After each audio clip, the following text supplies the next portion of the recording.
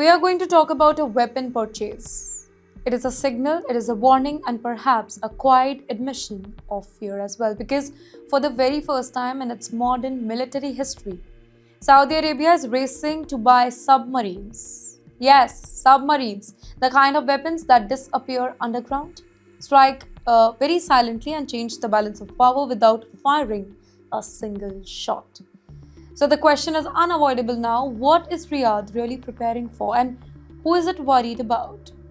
You're watching Times X, it's me, Dhriti Yatri, and let's decode this, starting with the geography. Saudi Arabia sits in one of the most volatile neighborhoods on the planet Earth. On one side, the Persian Gulf, where Iranian naval forces operate. On the other side, the Red Sea, a lifeline for trade, and that too globally. Nearly 10 to 12% of the global oil shipments pass through nearby waters. One disruption, energy prices worldwide, they can explode overnight. So maritime security here, it is not regional, it is global. Now here's the shocking part.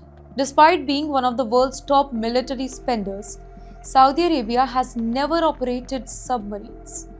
Its navy relied heavily on surface warships, missile boats, air support, Western protection, specifically the United States. But modern warfare is evolving really fast today. Dominance is no longer just about what you see on the surface, it is about what you cannot see beneath it. And this is where submarines rule. So, what really changed and why now?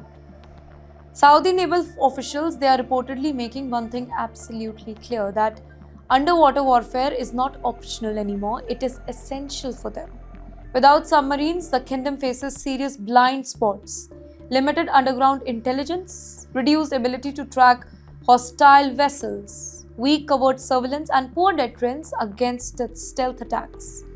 Now, in simple words, if a threat moves below the waves, Saudi Arabia might even not even know about it. Now, for a country whose economy depends on secure shipping lanes, this is a strategic vulnerability. But let's go deeper.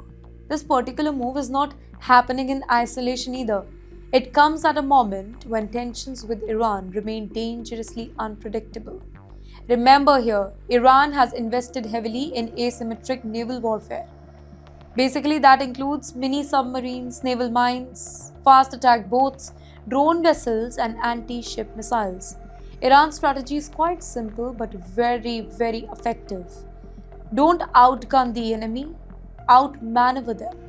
Create chaos in narrow waterways like the Strait of Hormuz, where even a small disruption can paralyze the global trade.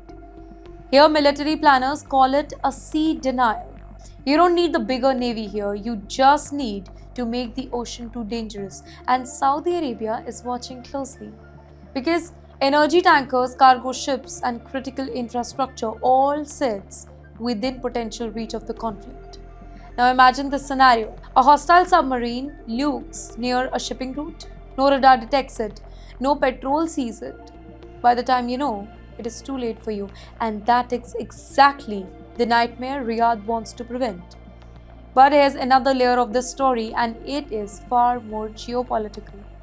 For decades, Gulf security rested on a simple assumption.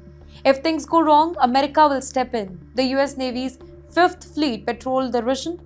American bases dot the Gulf here. Security partnership can run really deep. Yet, recently, something really shifted, and that too in the entire Middle East, quietly, strategically. Gulf nations are beginning to rethink dependency. Why? Because the global order is now shifting here. The United States is increasingly focused on China, they are focused on Indo-Pacific, great power competition. And in the meantime, Middle East allies have noticed moments when Washington appeared hesitant to escalate the conflict. Now that hesitation plants a dangerous question. In a real regional war, will America respond fast enough? No ally says this very loudly, but defense strategists often reveal what diplomacy hides. And submarine suggests one thing absolutely clear. Saudi Arabia wants the ability to defend itself, with or without immediate US intervention. Notice another striking development here. Several Gulf countries have currently indicated that their territory cannot be used as a launch pad for attacks on Iran. Think about what that means. They are trying to avoid becoming a battlefield to the United States and Iran, avoid retaliation, avoid regional wildfire.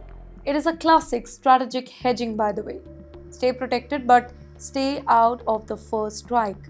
So, what kind of submarines might Saudi Arabia really pursue?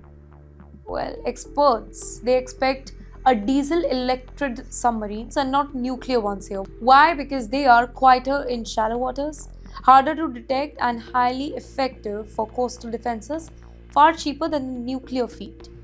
Modern diesel submarines can remain submerged for a long period of time and launch precise weapons. Some even deploy drones underwater. Yes, underwater we are talking about. War is becoming increasingly robotic now. But this is about hardware. It reflects psychological shift across the Gulf, from reliance to resistance, from protection to self-sufficiency.